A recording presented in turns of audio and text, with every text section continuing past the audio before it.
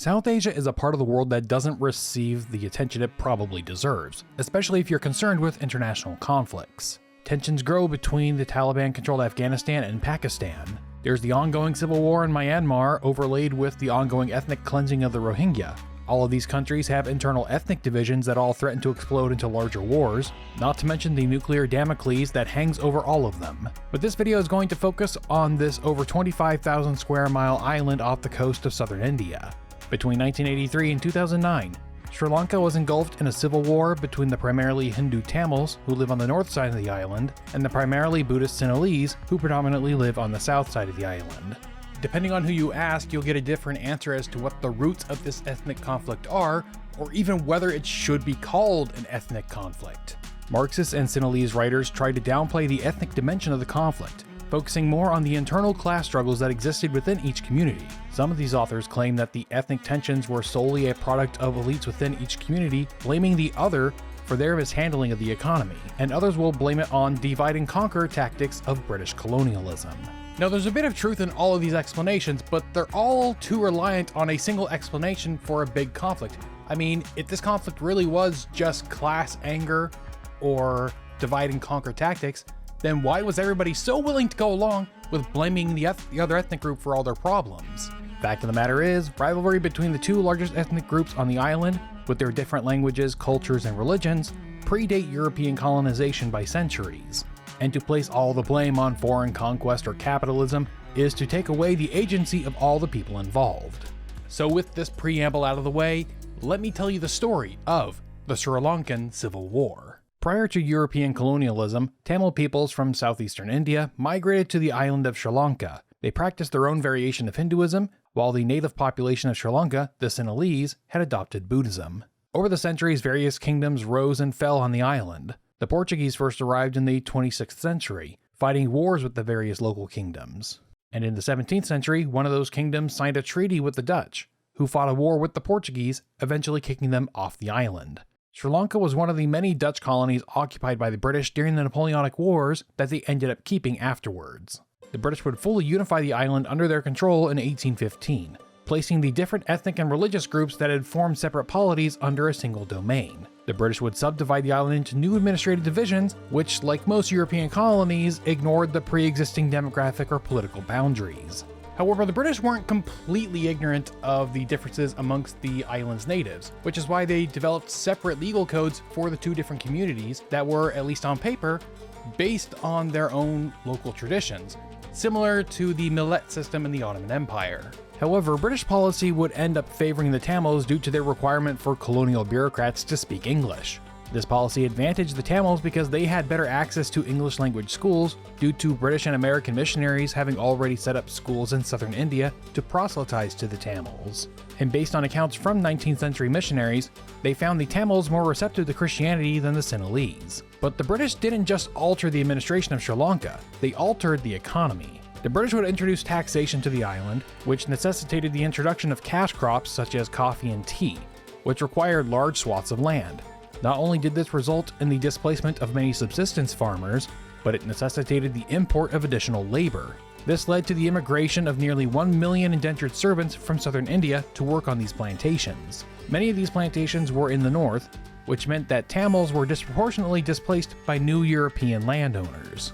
This led many native Tamils into the artisan trades or the colonial bureaucracy, which then fostered more animus amongst the Sinhalese for the British's perceived favoritism of the Tamils. Sinhalese activists would campaign for the abolishment of these separate legal codes and for majority rule, believing it would advantage their own community. In 1911, the British would open the Colonial Council to democratic elections, but with a very narrow franchise, allowing only English-speaking men to vote, which resulted in the Tamils being overrepresented. Riots broke out in 1915, which the British would brutally suppress, but it would be followed up by political reforms that created a more ethnically proportional democracy. The 1921 election saw the Sinhalese win 13 seats on the Legislative Council, with the Tamils winning the remaining 3.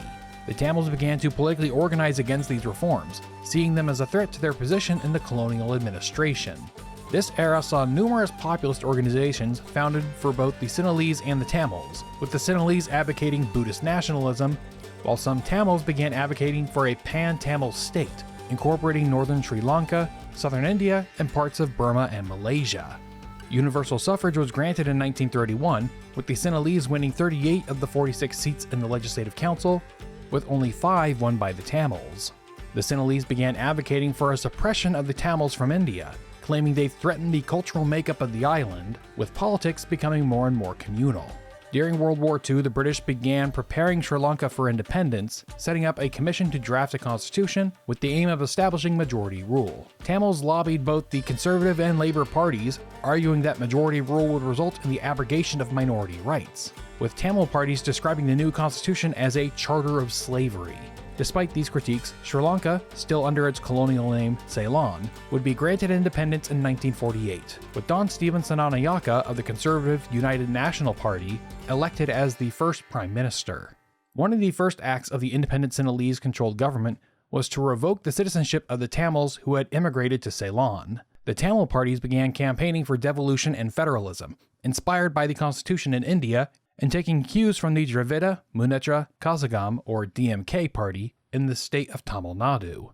But the ruling UNP party proved too conciliatory for many Sinhalese, leading to the creation of the Sri Lankan Freedom Party, which campaigned on undoing the social and economic advances of the Tamils, with its leader, Solomon West Ridgeway Bandaranaike, exploiting Buddhist religious fervor in 1956 to win a landslide in parliament and becoming prime minister. He promised to nationalize plantations and numerous other industries, along with fully kicking the British military out of Ceylon, and making Sinhalese the official language. The Tamils feared this would relegate them to second-class citizenship, protesting the passage of the Official Language Act of 1956.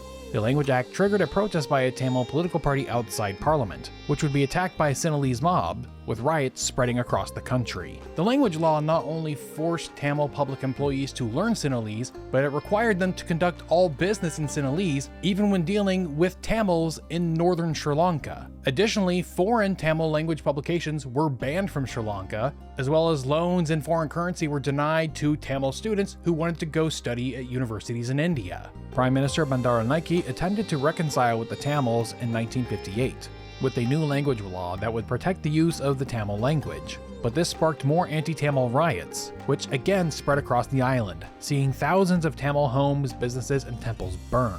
And in 1959, the Prime Minister was assassinated by a Buddhist monk, after which his wife, Siramavo, became not only the first female Prime Minister of Sri Lanka, but the first female Prime Minister in the world, and she would revert back to the Sinhalese supremacist policies of the SLFP.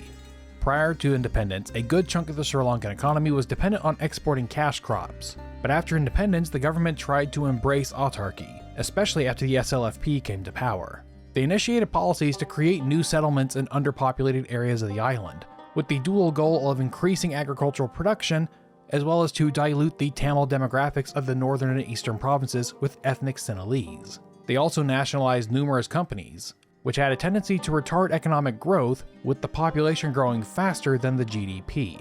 Most importantly, though the SLFP wanted to decrease the wealth gap between Sinhalese and Tamils, and although the language law did a good deal to shrink that, the Tamils remained disproportionately represented in government bureaucracy and the business world. So the government introduced universal education, but this failed to reduce the gap due to Sinhalese students choosing to study the humanities while Tamil students went into the sciences, which were fields more dependent on English proficiency. To increase Sinhalese enrollment into science and math programs, an affirmative action program was implemented, mandating a certain percentage of seats for Sinhalese students and professors, as well as lowering the testing standards for Sinhalese students to get into those programs. The hope was that raising the education level of the Sinhalese population would allow more to obtain higher jobs, and thus close the income gap, but it wouldn't be enough.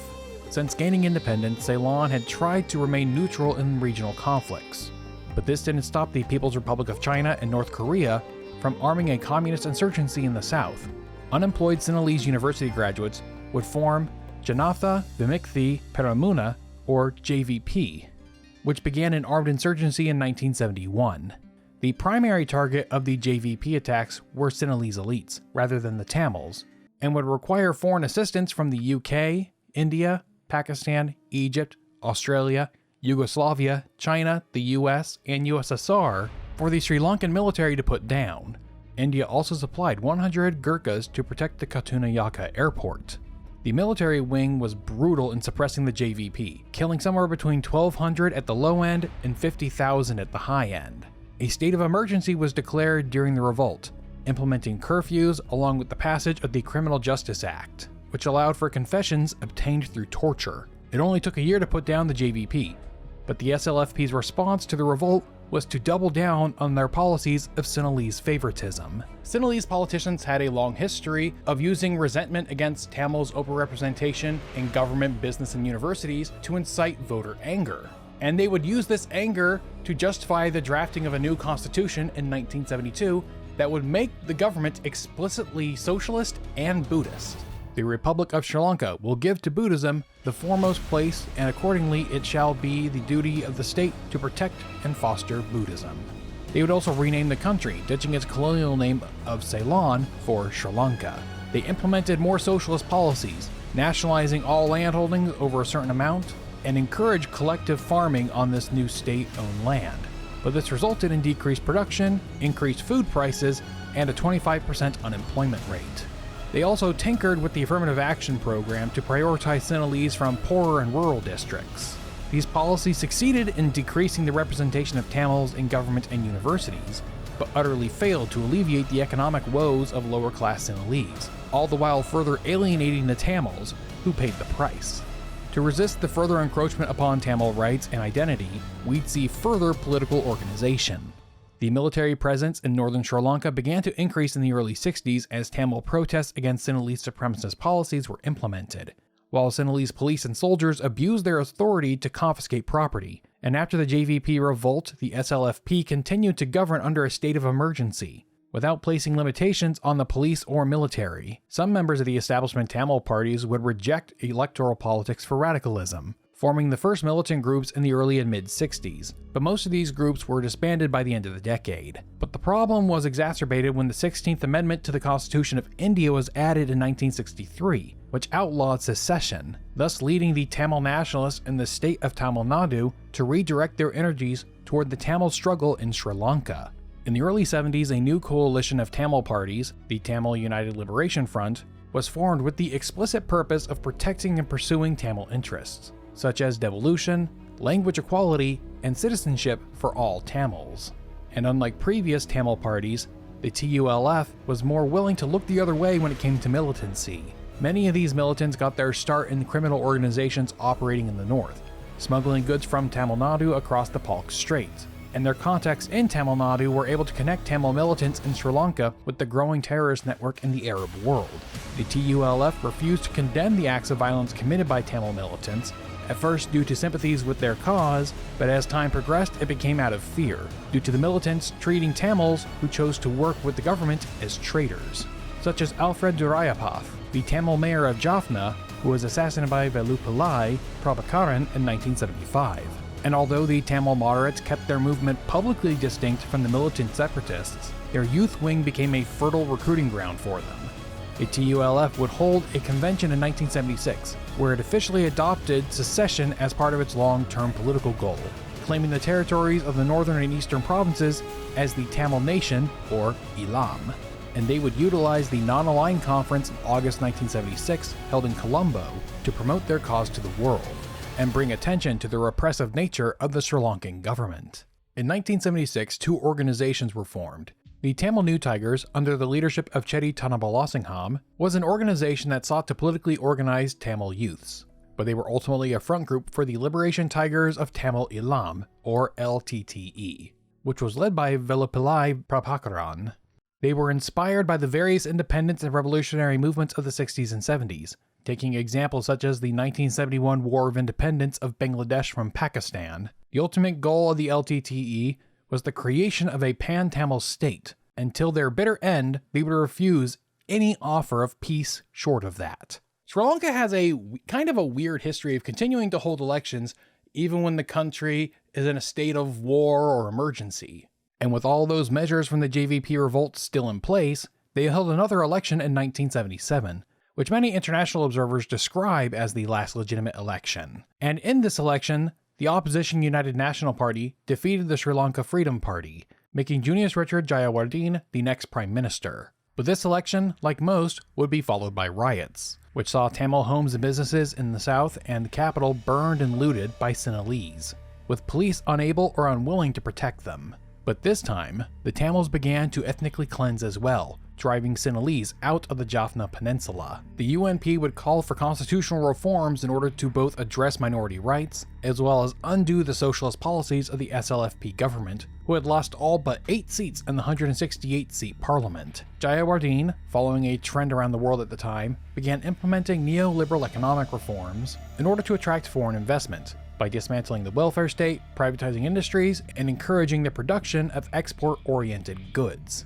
Exports were also propped up by a devaluation of the Sri Lankan rupee, making their goods relatively cheaper on the international market, which also caused inflation domestically. Additionally, protectionist policies were also lifted, allowing the cheaper import of goods, which most local producers couldn't compete with. The ones who benefited most from the neoliberal policies were businessmen who had contacts with and access to foreign capital, which meant Tamils, with family ties to India, disproportionately benefited, thus stirring further animosity amongst the Sinhalese. The UNP would also replace the 1972 constitution with a new one in 1978, creating a semi-presidential system modeled on the French Fifth Republic, with greater power centralized in a presidency, which would be assumed by the Prime Minister, Jayawardene. The constitution had more protections for minorities, but it kept Buddhism as the nation's first religion, while Sinhalese was kept the official language, with Tamil made a national language. The new parliament also gave more representation to ethnic minority parties, doing so in such a way that the major Sinhalese parties could not form a governing coalition unless they either worked together or allied with minority parties. But these changes didn't dissuade the Tamil Tigers, whose campaign of assassinations and bank robberies led to the passage of the Prevention of Terrorism Act in 1979, modeled after the same-named law in the United Kingdom in response to the increased violence from the Irish Republican Army. This was also followed by a new state of emergency in the Northern Province, which would allow suspected criminals and terrorists to be arrested and held without trial for 18 months. By 1980, there were 5 major militant Tamil separatist groups, which all engaged in assassinations, bank robberies, and smuggling, with the LTTE becoming the most prominent of them. They all stepped up their efforts in the lead-up to local district elections in 1981, killing 4 Sinhalese policemen in Jaffna, which triggered a police-led retaliation against Tamil civilians, which resulted in the burning down of the Jaffna Public Library, which housed numerous historical artifacts of the Sri Lankan Tamil community. Violence against Tamil civilians would lead to electoral victories for the TULF, who would continue to covertly funnel money and arms to the militants. The first presidential election under the new constitution was scheduled for October of 1982, which Jayawardene managed to win handedly, 53-39. This election was notable for the re-emergence of the JVP, which had been outlawed by the SLFP government in 1971, but was re-legalized by the UNP in 1977, under the perception that they were too weak to be a threat. Under the leadership of Rohana Wijawira, the JVP entered electoral politics in 1982, coming in third in the presidential election that year. However, fearing the UNP might lose its parliamentary majority in the 1983 election, President Jayawardene called for a popular referendum to extend the current parliament's term of office by 6 years, making it last until 1989. The TULF, along with the JVP, protested this vote, but the UNP were largely supportive, and the final vote saw over 54% of the public vote in favor. The legitimacy of this vote has been questioned due to numerous irregularities in voting patterns. The government had jailed numerous political opponents as well as shutting down opposition newspapers and then using state-controlled media to spread propaganda about fear of Naxalite and Tamil terrorism. And in protest of the term extension, all of the Tamil members of parliament resigned in July of 1983 when their original term was supposed to expire. That same month, however, is when terrorism escalated into full-blown war. In mid-July 1983, the Sri Lankan military killed the military head of the LTTE. In retaliation for this, the LTTE orchestrated an ambush of an army patrol near Jaffna, which killed 13 soldiers, to which the army retaliated by killing 14 Tamils in the northern province. But the army's retaliation was never reported on state-run media, fostered anti-Tamil animosity in the south, which exploded into riots during the funeral of the 13 soldiers and spread across the country, which became known as the Black July Massacre. Homes, businesses, and temples were burned down, forcing over 100,000 Tamils to flee Colombo and the south, with anywhere between 200 and 2,000 killed over 2 days. And when the president finally addressed the riots on TV 5 days later, he justified it, calling it a righteous indignation, and promised to make political advocacy for separatism illegal. Additionally, the UNP blamed anti-Tamil riots on Naxalite agitation and would label the JVP as terrorist as well, thus banning their party again, along with the TULF. The Tamils fled the south as refugees, with many moving to camps in the north, and some choosing to seek asylum in India, who would shortly find themselves embroiled in this conflict. India and Sri Lanka have a complicated relationship. Both are countries with ethnic and religious divides. The Sinhalese fear being annexed and absorbed into India, losing their distinctive Buddhist culture and identity, while India fears Sri Lanka becoming a base for hostile foreign powers only 18 miles off its shore. When Sri Lanka gained independence in 1948, India supported the continued British military presence on the island, seeing its and the British interests as aligned, but their view of Sri Lankan foreign policy changed over the following decades. India felt foreign powers encroaching on its sphere of interest when the US began increasing its influence in Pakistan in the mid-50s, while Sri Lanka was allowing French planes to refuel on their way to conduct operations in Vietnam. Sri Lanka even signed a maritime treaty with China in 1963, only a year after the First Sino-Indian Border War. And in 1971, Sri Lanka allowed Pakistani planes to refuel on their way to Bangladesh during the latter's War of Independence, which India supported. And during the JVP revolt that same year, they sought aid from the UK, the US, USSR, and Pakistan. The US relationship with both China and Pakistan grew in the 1970s, along with the influx of Western capital into Sri Lanka after opening their economy under Jayadeva. And in the early 80s, India feared weapons the Americans were giving to the Mujahideen via Pakistan might find their way to Punjabi separatists. Even the personal friendship of Indira Gandhi and Sirimavo couldn't overcome the realpolitik concerns of post-colonial India. The relations between Sirimavo's SLFP and the UNP opposition were tense, just as the relationship between Indira Gandhi's Indian National Congress was with the Janata Party. Both the UNP and Janata Party would win their country's respective parliamentary elections in 1977. And in mutual animosity towards their predecessors, the governments of Prime Ministers Jayadeva and Morarji Desai agreed to stay out of each other's internal affairs, with Indian President Sanjeeva Reddy assuring Jayadeva that Indira's political career was over. But to everyone's shock, she would return to power in 1980 with a landslide victory over the Janata Party. The conflict between the Sinhalese and Tamils had become a major political issue in the Indian state of Tamil Nadu, which by the name you can probably tell is populated with people of the same cultural or linguistic group as the Tamils of Sri Lanka. In the early years of independence, Tamil Nadu had expressed interest in secession from India, which was legal until 1963, when a constitutional amendment finally banned it. After this, the Tamil nationalist parties in Tamil Nadu competed to see who could be more supportive of the Tamil cause in Sri Lanka, which became more prominent the worse relations between Tamils and Sinhalese got. Tamil Nadu politicians had lobbied Indira's government back in the 70s to intervene on the Sri Lankan Tamils' behalf, but she had initially resisted. India's involvement in Sri Lanka, in my assessment, was unavoidable not only due to the possible ramifications of the Sri Lankan government's oppressive and discriminating policies against its Tamil citizens, but also in terms of India's national concerns due to the Sri Lankan government's evolving security connections with the US, Pakistan, and Israel. And you can be at peace with your digital life thanks to this video's sponsor, Aura. We've all given companies around the world access to a lot of our personal information in exchange for the use of their services. And then many of these companies then turn around and take this information and sell it to other companies so they can put together profiles in order to sell you a bunch of stuff and fill your inbox with spam and junk mail. Or if you're a content creator like me, a bunch of crappy AI sponsorships. And sometimes this information is stolen from these companies and then sold on the dark web for their own nefarious uses. Well, Aura can help you fight back. Legit data brokers are required by law to remove your information from their collections if requested, but there are so many of them out there that you couldn't possibly contact them all on your own. This is where Aura comes in. They will reach out to all of these different data brokers on your behalf and send out opt-out requests. Additionally, Aura also monitors the dark web to see if any of your personal information has been exposed or whether or not somebody tries using your credit or bank accounts. And with this, they also provide up to $5 million in identity theft insurance in worst-case scenarios. Additionally, Aura service also comes with a VPN with over 100 different locations to choose from, which can be useful in providing an extra layer of protection in your online browsing or also getting around geolocked content and prices. And you're all in luck because Aura is offering a 14-day free trial to all the viewers of this video. Just go to aura.com/casualhistorian to check it out. Thanks again to Aura for sponsoring this video, but for now, let's get back to the history. Tamil militant groups had been receiving training in India since the late 70s, which Indian intelligence was aware of since at least 1978. Though these early training camps were mostly run and organized by Tamil criminal syndicates rather than the Indian or Tamil Nadu governments. This intelligence also reported that these groups had received training from the Palestine Liberation Organization in Lebanon.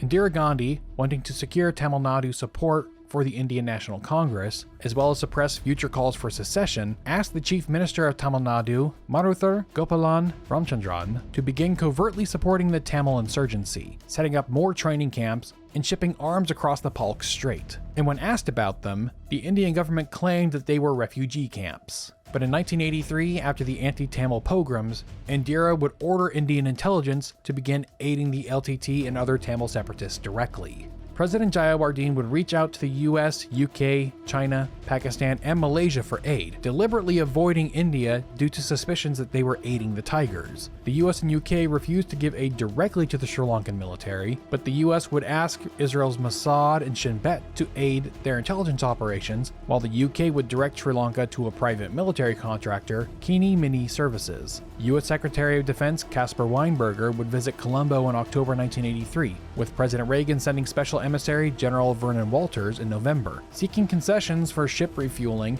as well as permission for Voice of America to operate in Sri Lanka. Pakistan initially denied any involvement in providing arms, though it's suspected that they smuggled weapons amongst the humanitarian aid they delivered, with General Muhammad Zia promising whatever aid he could provide. Malaysia and South Africa would also provide arms via private dealers. Indira Gandhi sent a warning to the international community to stay out of Sri Lanka's internal affairs, while sending her foreign minister, Narasimha Rao, to meet with President Jayadeva, who would allow India to deliver humanitarian aid to Tamil refugee camps, as well as allowing India to transport Tamil refugees from Colombo to Jaffna.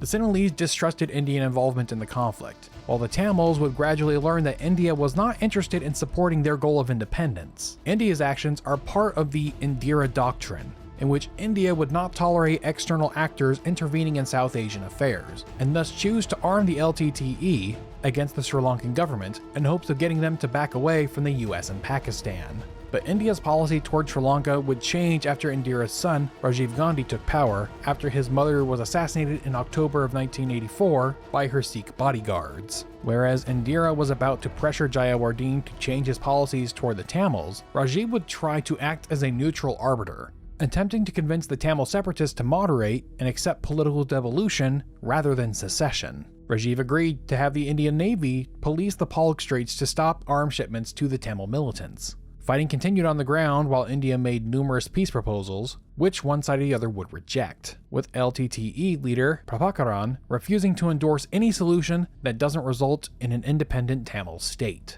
By the winter of 1987, Rajiv Gandhi had grown tired of the prolonged negotiating process and had begun to formulate a plan for direct military intervention. By 1986, the LTTE had asserted itself as the main separatist group to deal with, and had increased its operations in the south, targeting civilians in the south with bombs, landmines, and even suicide bombers, a tactic picked up from militants in Lebanon. In May of 1987, the Sri Lankan military launched Operation Vandamarachai, or Operation Liberation, which sought to eradicate the Tamil Tigers from the Jaffna Peninsula, with some of the most brutal fighting of the war thus far.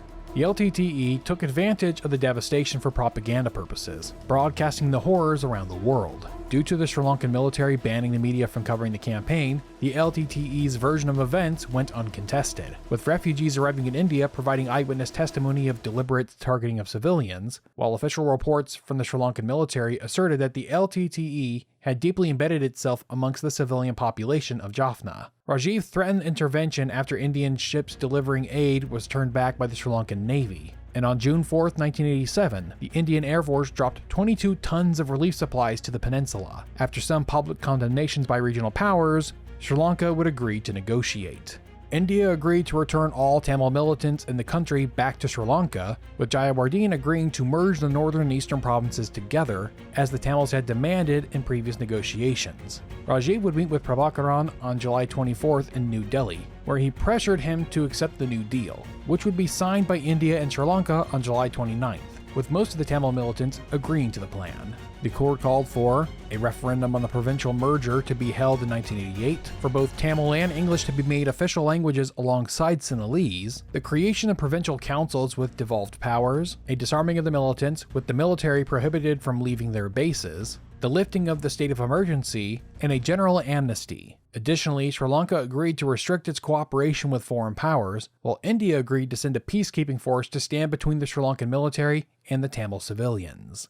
The accords, signed without approval from Parliament, were very unpopular with the Sinhalese, with several ministers resigning in protest, and riots breaking out across the country. The JVP, which had been outlawed after the 1983 riots, became increasingly nationalistic and began to rearm themselves. Foreign observers, along with the TULF and Tamil civilians, were supporters of the accords, while Muslims opposed them, now supporting their own separatism in the form of a separate province. The LTTE and Prabhakaran initially supported the accords and promised to disarm. However, the LTTE would turn on the accords and India when they realized Rajiv was only trying to assuage ethnic separatism within India itself, and began to expand its own arms procurement network apart from India, relying heavily on the Tamil diaspora. Indian troops began to arrive on July 30th, 1987. With 7,000 troops initially, but within 2 years their mission would drastically expand, with a troop count of 100,000, in what became known as India's Vietnam. The Sri Lankan military were supposed to be the ones disarming the Tamil militants, but shortly after Indian troops began arriving in the north, the JVP began another revolt in the south, leading the Sri Lankan military to redeploy its forces, leaving the Indian peacekeeping forces to disarm the militants. Most of the militant groups cooperated, but the LTTE turned on the Indians, and in October of 1987 began attacking Indian troops, to which the Indian military began its own campaign to eradicate the LTTE, Operation Pawan. By this time, the Indian government had ceased aiding the Tamil militants, but the state of Tamil Nadu hadn't, which unintentionally turned the Sri Lankan civil war into a proxy war between the state of Tamil Nadu and the Indian federal government. By the end of 1987, the Indian forces had managed to remove the LTTE from the Jaffna Peninsula. However, in the process, they ended up displacing 75% of the population living there, as well as there being widely reported accounts of sexual assault, torture, shooting suspects on sight, as well as reprisal killings. India's conduct allowed the LTTE to portray themselves as the sole legitimate representative and protector of the Tamils, and escalated their war against the Tamils separatist factions, especially those recruited by the Indians and Sri Lankan government to enact reprisal attacks. The escalation of fighting in the north was paralleled in the south, with the Sri Lankan military turning its focus on the JVP, who recruited many former soldiers who had either deserted the army or had been discharged for excessive violence. The JVP exploited anti-Indian sentiment to recruit nationalist Sinhalese, who would then target politicians, police, and other officials the JVP claimed were complicit with the foreign occupation of Sri Lankan territory. In addition to their violence, they also orchestrated strikes and boycotts, especially against Indian goods and businesses, which led to food shortages, thus exacerbating the inflation problem that was already there. And they would threaten violence against any Sinhalese who didn't participate in their strikes and boycotts. President Jayadeva invited the JVP to peace talks in 1988, but was rejected. The Sri Lankan military was brutal in their attempts to suppress the JVP, with civilians suspected of membership or collaboration being subject to random abduction, torture, and execution. But these atrocities tended to go underreported by foreign NGOs, who were more focused on the inter-ethnic conflict in the north. This phase of the civil war would be brought to an end by a pair of elections. Sri Lanka had a presidential election in December 1988, in which most of the north and east provinces did not participate. The UMP's candidate, Ranasinghe Premadasa, would defeat former Prime Minister Sirimavo 50 to 45. In addition to the LTTE ordering Tamils in the north to stay away from the Poles, the JVP also ordered Sinhalese to stay away from the Poles in the south, causing many to question the legitimacy of the results. Premadasa tried to make peace with the JVP by releasing prisoners and lifting states of emergency, but the JVP continued their assassination campaign, escalating their violence up to the parliamentary elections in 1989. The final straw came in August of 1989, when the JVP began to threaten to start killing members of military members if they didn't resign or desert their posts. And so, the military began to orchestrate a counter-campaign of terror, recruiting militias to go after the family members of the JVP. The JVP were finally defeated in November that year, with the final death count being somewhere between 40 and 60,000. By that time, the LTTE had been driven out of the Jaffna Peninsula, while its stronghold in Vani was surrounded by Indian forces. But in April of 1989, with the war against the JVP looking bad, the president agrees to a ceasefire with the LTTE and demands the withdrawal of Indian forces in July, which Rajiv Gandhi refused to do. The Sri Lankan government started covertly arming the LTTE in their fight against the Indian-backed Tamils, and releasing LTTE prisoners who had been responsible for suicide attacks. The war had become unpopular in India, which led to Rajiv Gandhi and the Indian National Congress losing parliamentary elections in November 1989 to Vishwanath Pratap Singh and the Janata Dal Party, who promised to pull troops out of Sri Lanka by March 1990. By the date of withdrawal, over 1,500 Indian soldiers had been killed, with over 2,500 Tamil Tigers, with approximately 60,000 civilians dead as well. But as the Indians withdrew, their abandoned bases and military equipment would be taken by the LTTE. The Tigers had grown to hate India and Rajiv Gandhi so much that in 1991, one of their suicide bombers would kill Rajiv in revenge for the occupation. The use of suicide bombers would become more and more common throughout the late 80s and early 90s, and Rajiv Gandhi wouldn't be the only head of state they would target with it. The ceasefire with the government broke down in the summer of 1990, with the Tigers resuming their attacks on Sri Lankan soldiers and police. They continued killing Tamils who openly criticized them and ethnically cleansed Sinhalese and Muslims from villages in the north and east, and they began to lose international support, with the assassination of Rajiv Gandhi causing even the state of Tamil Nadu to cease supporting the LTTE, who had to acquire arms from Burma and Thailand instead, along with establishing ties with Sikh separatists. They assassinated government ministers and generals with suicide car bombs, all the while relying on the diaspora to whitewash their actions. Surprisingly though, the reprisals against Tamils in the south drastically fell after 1990. The LTTE would assassinate President Premadasa in May 1993 with another suicide car bombing. Despite this, the SLFP would begin campaigning on ending the civil war by addressing minority grievances, leading Chandrika Kumaratunga, the daughter of former Prime Minister Siramavo, to be elected Prime Minister after the 1994 parliamentary elections, who would then go on to win the presidential election that November. She was able to secure another ceasefire in January 1995, after which foreign monitors from Norway, Canada, and the Netherlands were brought in, and developed a plan for devolution, which had been drafted by a TULF member of parliament. Foreign governments and NGOs supported the plan, but the local Buddhist and Muslim populations were not supportive due to it being drafted by Christians whom they distrusted due to their tendency to side with the Tamils.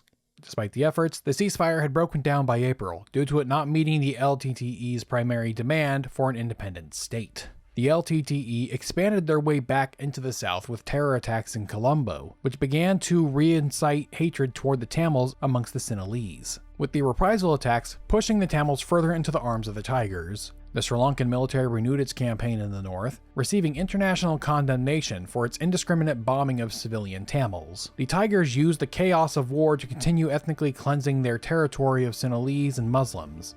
The Tigers attacked an important Buddhist site known as the Temple of the Tooth in January 1998, which incited retaliatory attacks against Tamil homes and temples. He also attempted to kill the president in December 1999 with another suicide bomber, but she survived the attack, losing an eye. The president would reach out to Norway, hoping they could facilitate another peace deal, as they had between the Israelis and the PLO in 1993. Norway was able to achieve a new ceasefire in 2002, but by this point the international situation had changed drastically.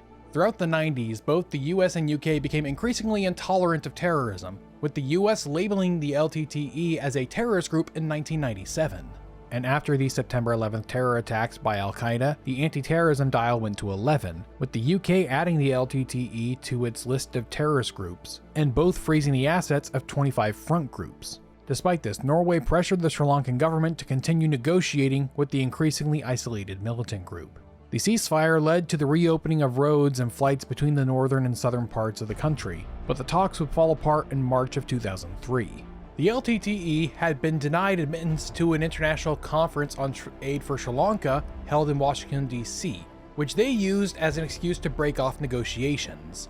2005 would see another presidential election, bringing SLFP leader Mahinda Rajapaksa to power, who had built an electoral coalition consisting of hardcore Sinhalese nationalists, who were uninterested in negotiating with an active rebel group. Under his rule, the military began a rearmament program, preparing to renew war with the LTTE, who gave them an excuse in 2006 when they resumed their assassination campaign.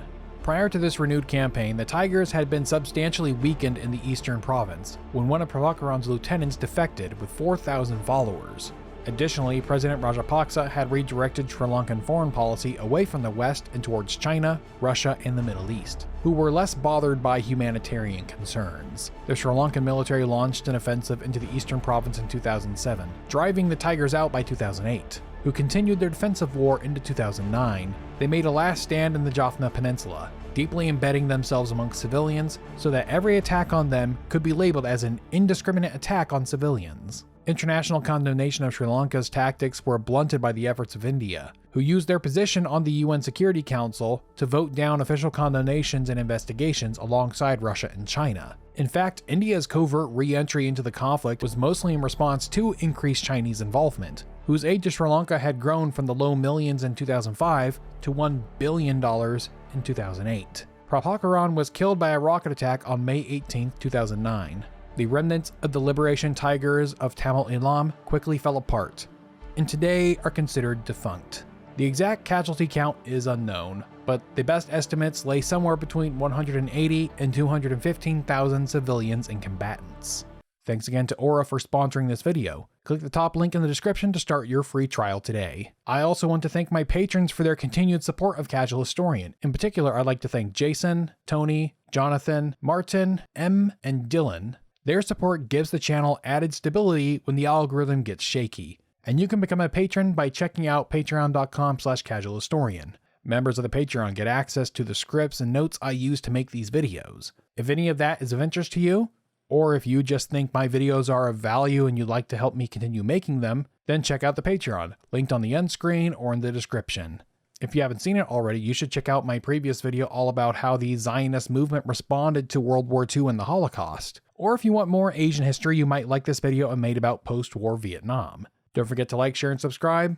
Thanks for watching, and I'll see you next time.